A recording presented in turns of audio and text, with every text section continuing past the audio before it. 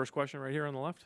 Hey, Shai, why do you think home court advantages mattered so much to you guys during these playoffs? The crowd is amazing. You're ultimately like in your complete comfort zone. Like the flow of the day doesn't change. You're in your own bed. You have shoot around at your building.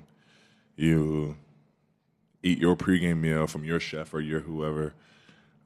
So it's just like it's very comfortable. The whole flow to the day, and then the crowds behind you, they give you energy, whether you're up or down or whatever's going on in the night. So it's it's an advantage. It's fun for sure. Joel on the right. Joel Lorenzi with the Oklahoma. Shai, I know this thing is sort of arbitrary, but people's definition of, adversity or their barometer for it has been, having to lose over and over in the playoffs. I mean, Boston is probably a prime example of how often they went so close to the finals and lost. I wonder how you view your team's adversity and, comparatively, why you think the adversity you've been through is maybe enough to get over the hump. I try not to compare as much as I can. Everybody's going through something. Everybody goes through a hurdle in life or in a career or in a season, like whatever it looks like. And everybody reacts and responds and feels different to them. So I try my best not to compare.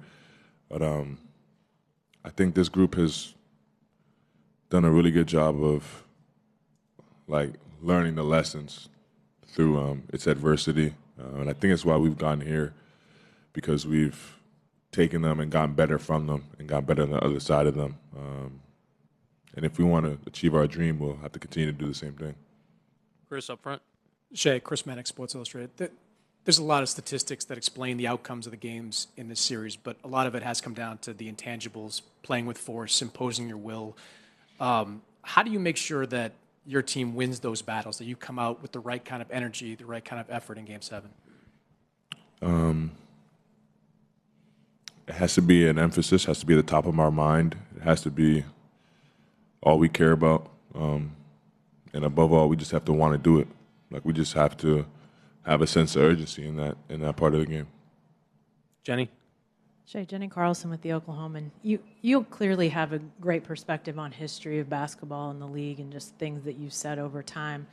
There's not been many Game 7s in the NBA Finals. I'm wondering, as you approach that, what that means for you personally to find yourself in a Game 7 in the Finals.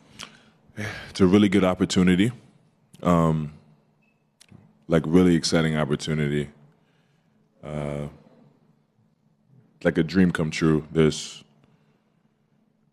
Like above all, I try to look at it as like a blessing and an opportunity, and then go out there and try to be the best version of myself.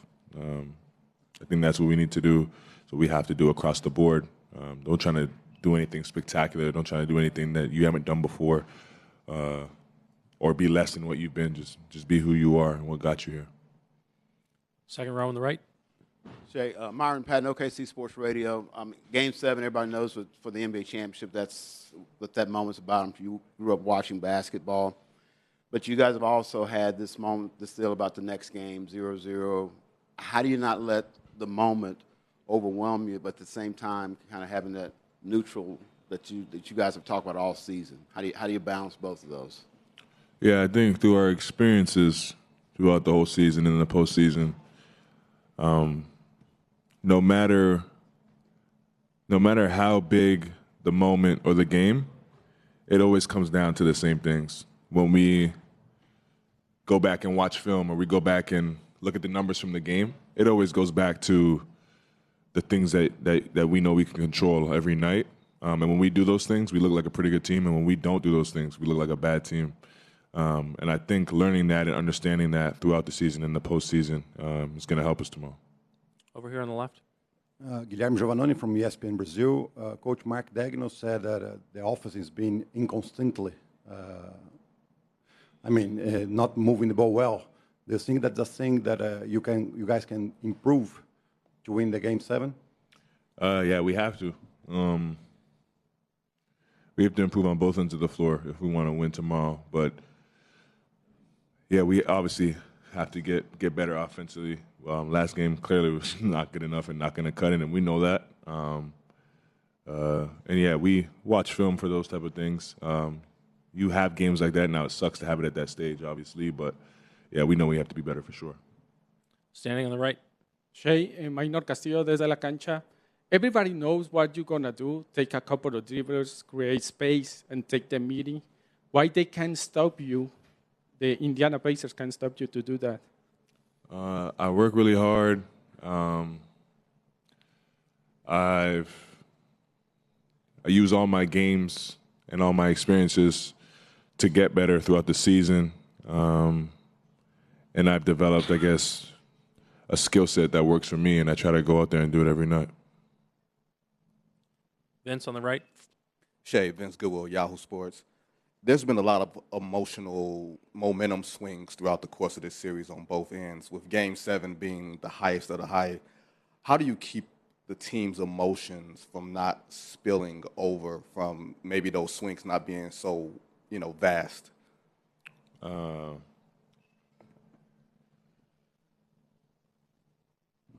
We do a really good job of like plugging out of our emotions and viewing the game and the opportunity the right way. So I honestly don't feel like I have to do too much with this group. They do a really good job of putting the team first above their individual emotions or goals or whatever it may be, and getting done what needs to get done. And I think that's why we've gotten here. So I don't think I have to do anything special because of the stage. We just have to be who we've been all year and use the muscles that we've trained all year. Tim on the right. Tim Reynolds with the AP.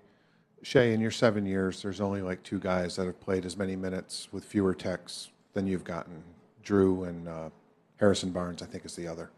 Have you always been that way? Like you just don't go over the line. Have you always been that way, or was that a lesson you had to learn to not go too far?